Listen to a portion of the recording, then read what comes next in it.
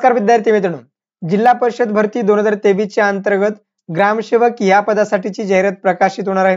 मित्रांनो, आपण ग्रामसेवक या पदासाठी जो टेक्निकल भाग आहे, ज्याला आपण तांत्रिक क्वेश्चन असं म्हणतो, त्या तांत्रिक क्वेश्चनचा आपण महत्त्वपूर्ण लेक्चर सिरीज पाहत आहोत। मित्रांनो, आजचं जे लेक्चर असणार आहे ते 26व्या क्रमांकाचं आहे। यापूर्वी आपण एकूण 25 लेक्चर अपलोड केलेत। ग्रामसेवक भरती 2023 अशा प्रकारची एक प्लेलिस्ट आहे, त्या प्लेलिस्ट मध्ये जाऊन तुम्ही चेक करू शकता।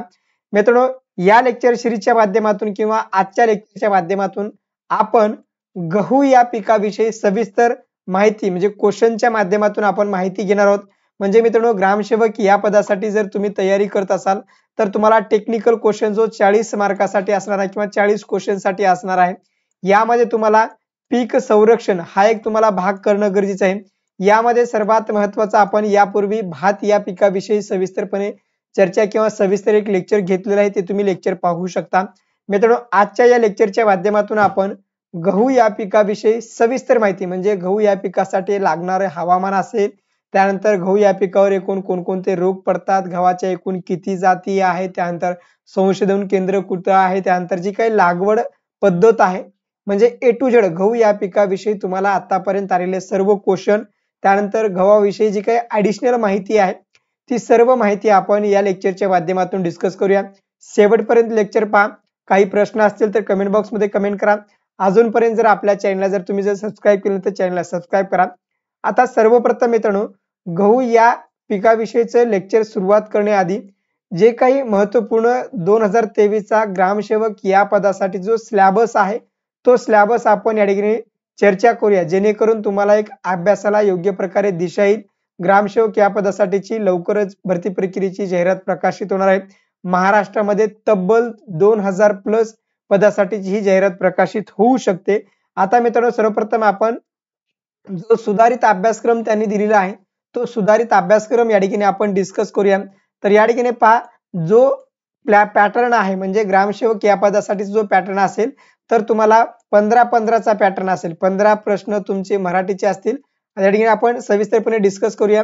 तर पहिला विषय असेल तुमचा मराठी, यासाठी तुम्हाला 15 प्रश्न असतील आणि एकूण 30 गुण असतील, म्हणजे प्रत्येक प्रश्नासाठी तुम्हाला 2 गुण असतील। आता मराठीची जी क्वेश्चन तुम्हाला विचारले जातील ते सर्वसाधारण शब्दसंग्रह, वाक्यरचना, व्याकरण, म्हणी, वाक्यप्रचार, अर्थ व उपयोग आणि उतार्यावरील प्रश्न याच टॉपिकवर तुम्हाला प्रश्न विचारले जातील। जिल्हा परिषद भरती 2023 ही IBPS या कंपनीच्या मार्फत कंडक्ट केली जाणार आहे। म्हणजे ग्रामसेवक ही परीक्षा सुद्धा IBPS या कंपनीच्या मार्फत होणार आहे। त्यानंतर इंग्रजी या विषयासाठी तुम्हाला 15 प्रश्न असतील।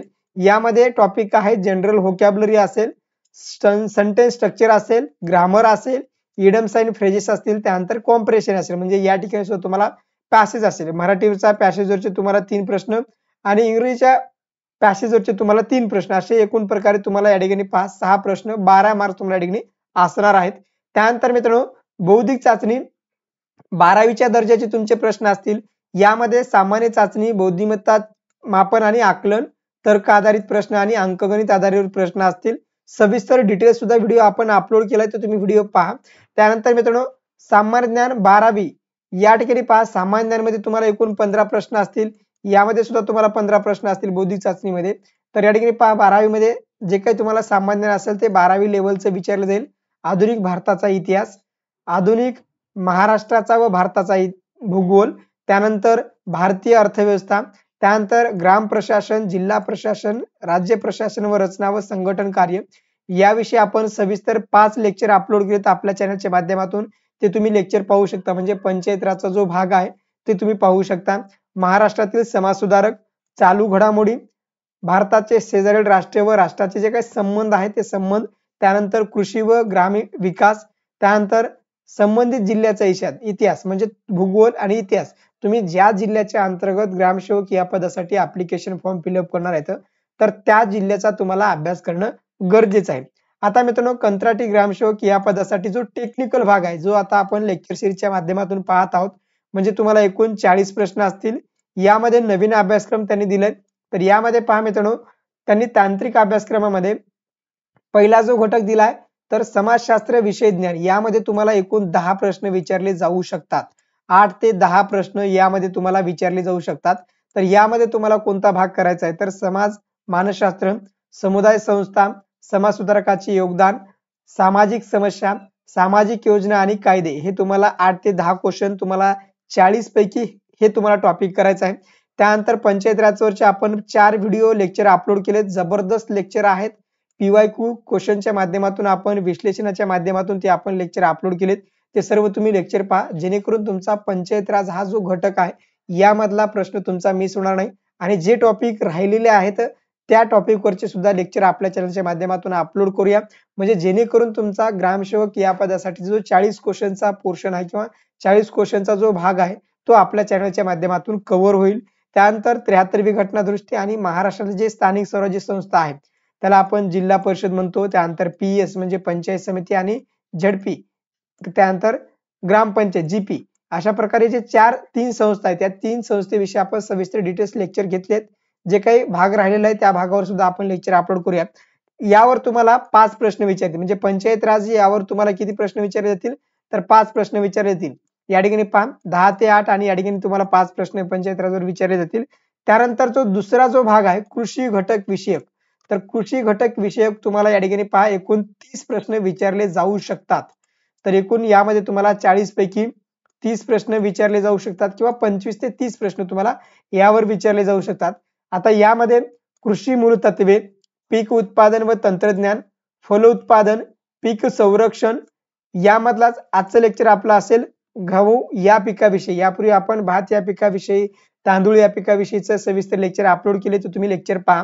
त्यानंतर मित्रांनो कृषी अवजारे, यंत्र व आधुनिक सिंचन पद्धती, कृषी विस्तार व माहिती तंत्रज्ञान, सहकार पत पुरवठा, सहकारवरचे सुद्धा लेक्चर किंवा जे काही महत्त्वपूर्ण नोट्स असतील ते सर्व नोट्स आपल्या चॅनलच्या माध्यमातून आपण अपलोड केलेत, ते तुम्ही लेक्चर पहा.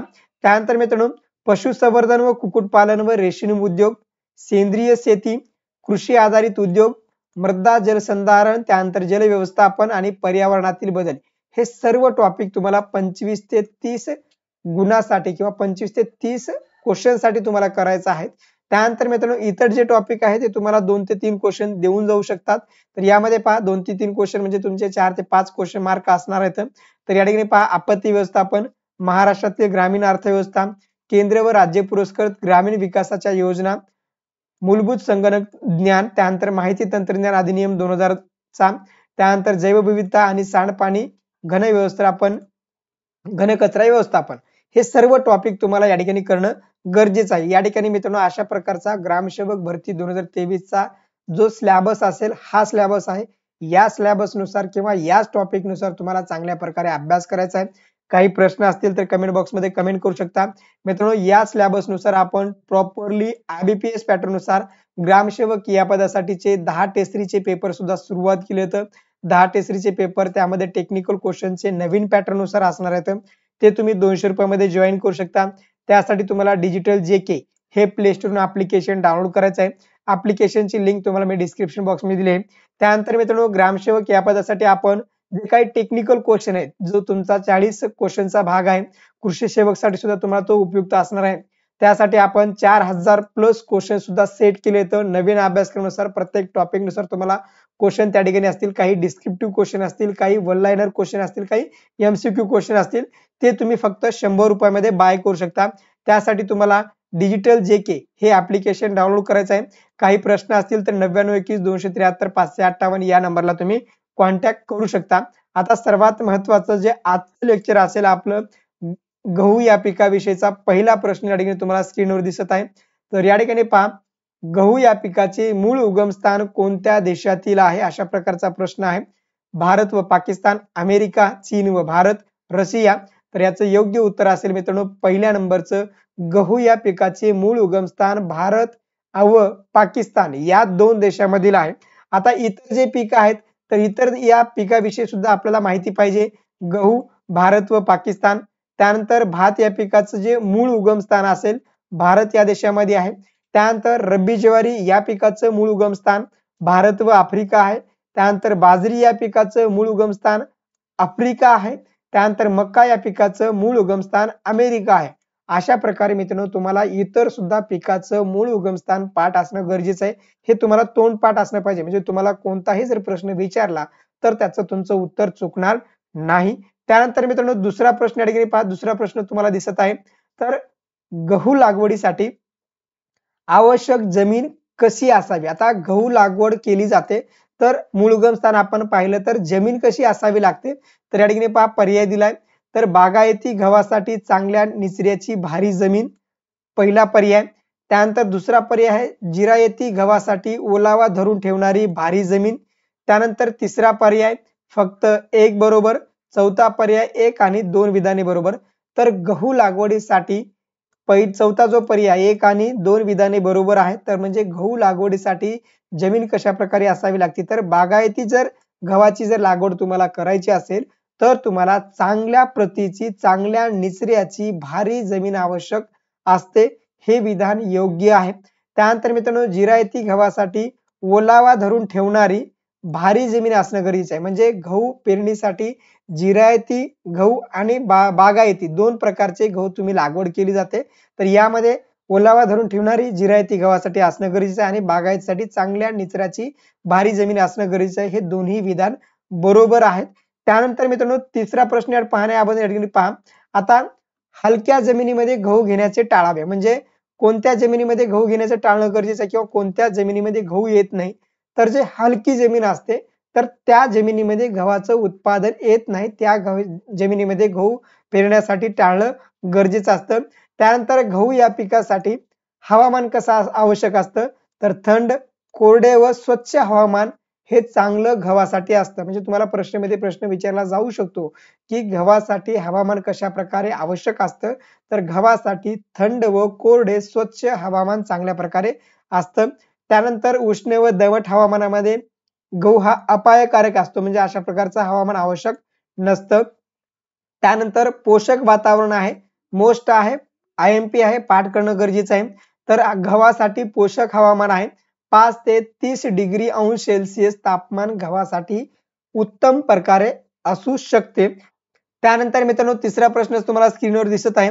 तर या ठिकाणी पहा, गव्हाच्या बागायती पेरणीसाठी कोणत्या विचारलंय? तर जिरायती नाही, तर फक्त बागायती पेरणीसाठी कोणत्या जातीची जास्त शिफारस केली जाते?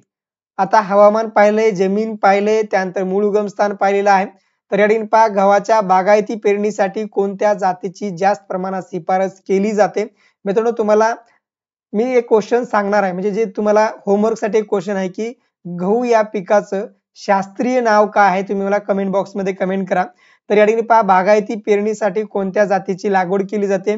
तर त्र्यंबक NIAW 301, त्यानंतर तपोवन NIDW 917, त्यानंतर गोदावरी NIDW 275. यापैकी बागायती पेरणीसाठी कोणत्याची शिफारस अधिक प्रमाणामध्ये केली जाते? तर याचं योग्य उत्तर असेल मित्रांनो वरील सर्व. म्हणजे या तिन्ही जातीचे किंवा तिन्ही वाणाची शिफारस गहू बागायती पेरणीसाठी शिफारस केली जाते. त्यानंतर मित्रांनो जिरायती पेरणीसाठी कोणत्या जाती आहेत? तर जिरायती पेरणीसाठी पंचवटी NIDW 15, त्यानंतर निफाड 34 या 2 जाती ज्या आहेत ते जिरायती पीक लागवडीसाठी किंवा जिरायती पेरणीसाठी या 2 पिकाची किंवा या 2 वाणाची शिफारस केली जाते. अशा प्रकारे तुम्हाला बागायती आणि जिरायतीसाठी कोणत्या कोणत्या वाणाची शिफारस केली जाते, तर याचं तुम्हाला उत्तर माहित असणं गरजेचं आहे. त्यानंतरचा मित्रांनो चौथा प्रश्न या ठिकाणी आपण डिस्कस करूया. चौथा प्रश्न पहा, गहू व वाण यांचे अयोग्य जोडी जुळवा. IMP प्रश्न आहे.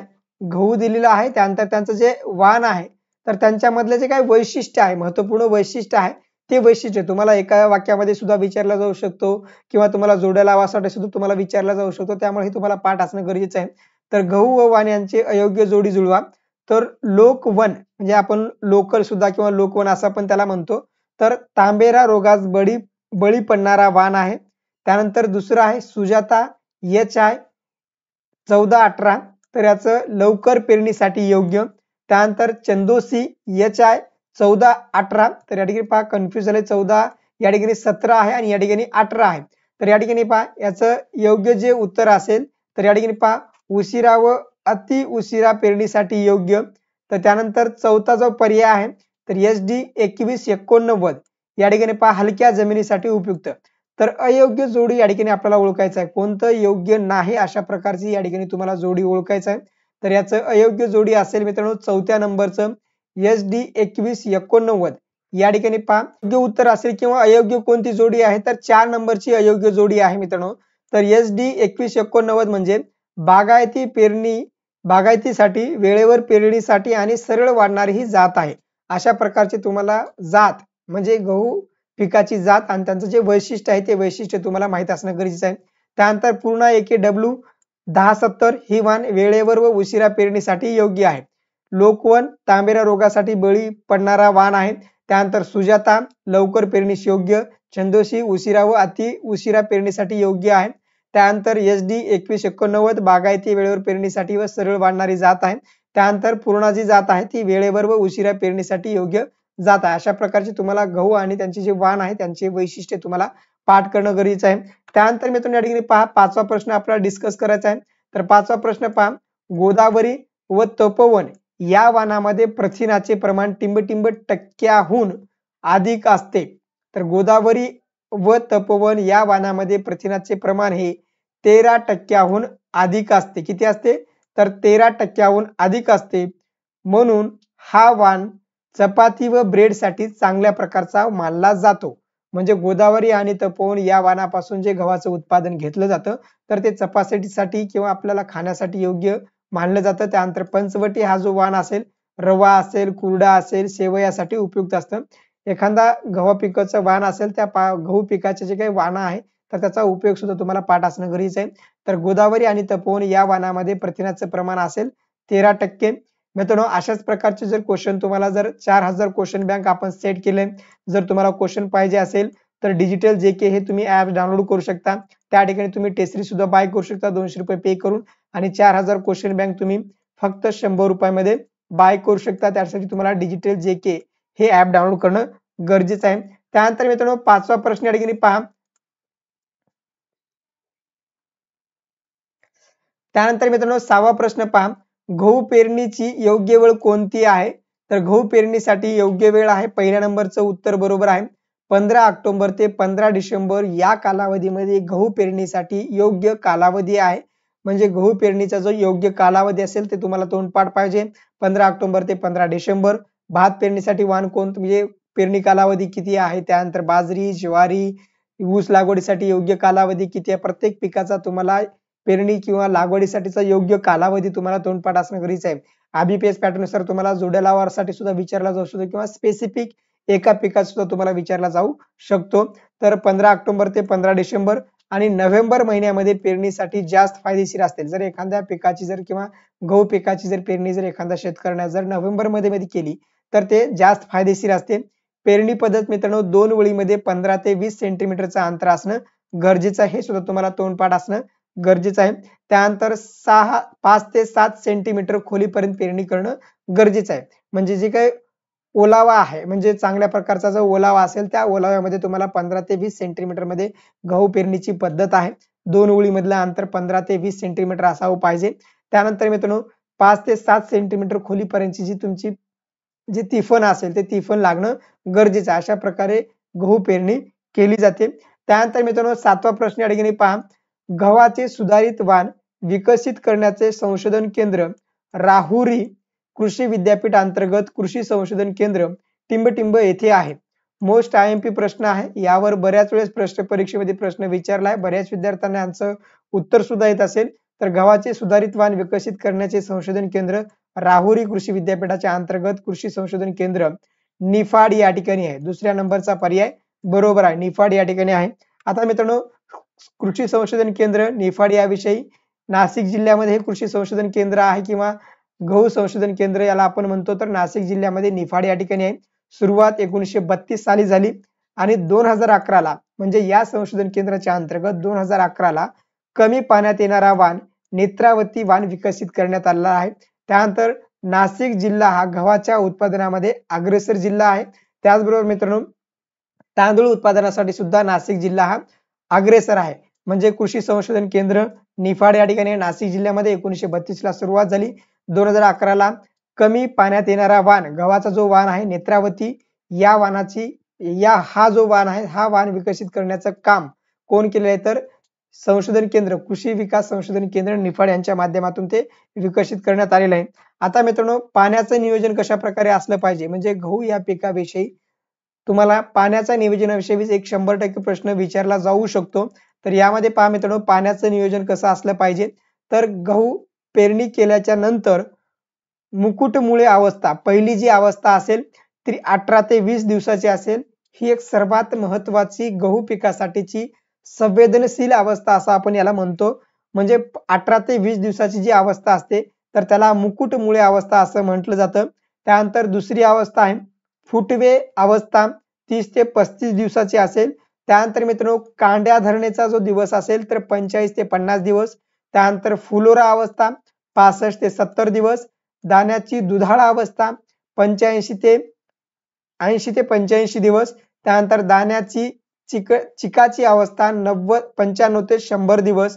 अशा प्रकारे मित्रांनो, जे काही पाण्याचं नियोजन असेल किंवा गहू या पिकाविषयी जिरायती असेल किंवा बागायती असेल, या दोन्ही पिकाचे जे काही पाण्याचं नियोजन असेल तर अशा प्रकारे असणं गरजेचं आहे. आणि सर्वात महत्वाची म्हणजे गहू या पिकाची सर्वात महत्वाची अवस्था तर ती म्हणजे मुकुटमुळे फुटण्याची अवस्था. हा कालावधी तुम्हाला तोंडपाठ पाहिजे. 18 ते 20 मुकुटमुळे अवस्था आहे, 18 ते 20 आहे आणि सर्वात महत्वाची अवस्था आहे. आणि या अवस्थेमध्ये जर पाण्याचं प्रमाण त्यांना कमी दिलं किंवा जर गहू या पिकांना जर पाणी कमी मिळालं तर 33% उत्पादनामध्ये घट होते. त्यामुळे सर्वात महत्वाची अवस्था म्हणजे मुकुटमुळे अवस्था आहे. अशा प्रकारे मित्रांनो, तुम्हाला जोड्या लावासाठी सुद्धा तुम्हाला ही अवस्था किंवा पाण्याचं नियोजन सुद्धा तुम्हाला विचारलं जाऊ शकतं किंवा तुम्हाला तशा प्रकारचं सेपरेटली मुकुटमुळे अवस्था कोणत्या पिकामध्ये असते आणि किती दिवसाची ती अवस्था असते आणि 33% उत्पादनामध्ये घट होते जर पाणी कमी मिळालं तर, अशा प्रकारचे तुम्हाला प्रश्न करणं गरजेचं आहे. त्यानंतर मित्रांनो, 8वा प्रश्न या ठिकाणी पहा. तर 8व्या प्रश्नामध्ये या ठिकाणी तुम्ही पाहू शकता की गव्हावर प्रामुख्याने बुरशीजन्य कोणता रोग आढळतो.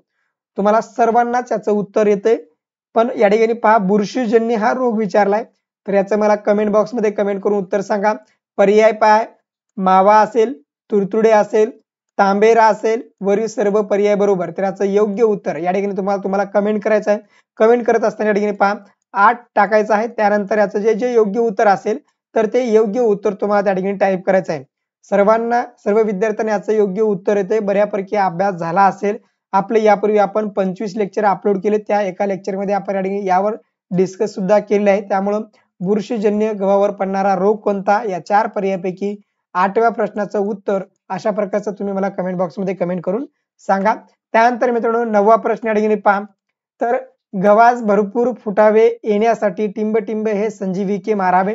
तर याचं योग्य उत्तर असेल मित्रांनो पहिल्या नंबरचं जिब्रॅलिक ऍसिड. हे गव्हाचे जास्तीत जास्त फुटावे तयार व्हावे किंवा गहू चांगल्या प्रकारे उत्पादन वाढावा किंवा गहू जास्तीत जास्त जे गव्हाचे जे कंस असतात तर ते कंस जास्तीत जास्त वाढावे यासाठी फुटवे तयार होण्यासाठी जिब्रॅलिक ऍसिडचं या ठिकाणी फवारणी केली जाते. त्यासोबतच मित्रांनो, एका महिन्याचे जर पीक झालं असेल तर युरियाची सुद्धा फवारणी केली जाते. आता ग्रामीण भागामध्ये काही जण युरिया जे काही हाताने असतं तशा प्रकारे मारलं जातं किंवा त्याला फोकलं जातं असं म्हणतात, पण काही ठिकाणी युरियाची फवारणी सुद्धा केली जाते. हा अशा प्रकारचा तुम्हाला प्रश्न पाठ असणं गरजेचं आहे. त्यानंतर मित्रांनो, 10वा प्रश्न आहे. त्यानंतर सोनालिका, कल्याण सोना या कोणत्या पिकाच्या जाती आहेत. तर मोस्ट IMP प्रश्न आहे, यावर बऱ्याच वेळेस प्रश्न विचारलाय.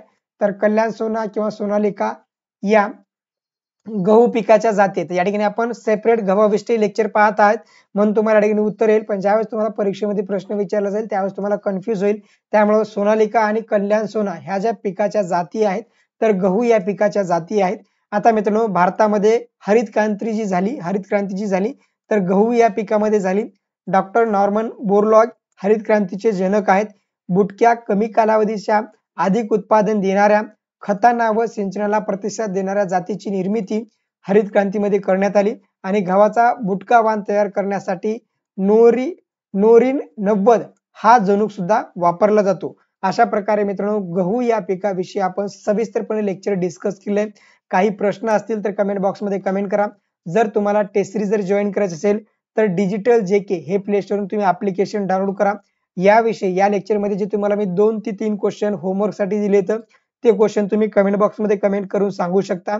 जे विद्यार्थी आपली ग्रामसेवक या पदासाठीची बॅच जॉईन केली तर त्या विद्यार्थ्यांसाठी सुद्धा आपण जे काही लेक्चर असेल ते आपल्या ॲपच्या माध्यमातून लेक्चर घेत असतो. वेळोवेळी त्यांना गाईडन्स करत असतो. त्यामुळे तुम्ही टेस्ट सीरीज सुद्धा जॉइन करू शकता. काही प्रश्न असतील तर 9921 273 558 या नंबरला तुम्ही कॉन्टॅक्ट करा. त्याचबरोबर मित्रांनो, जर लेक्चर आवडला असेल तर आपल्या मित्रांना सुद्धा शेअर करा. व्हिडिओला लाईक करायला सुद्धा विसरू नका. धन्यवाद मित्रांनो. Thank you. जय हिंद, जय महाराष्ट्र.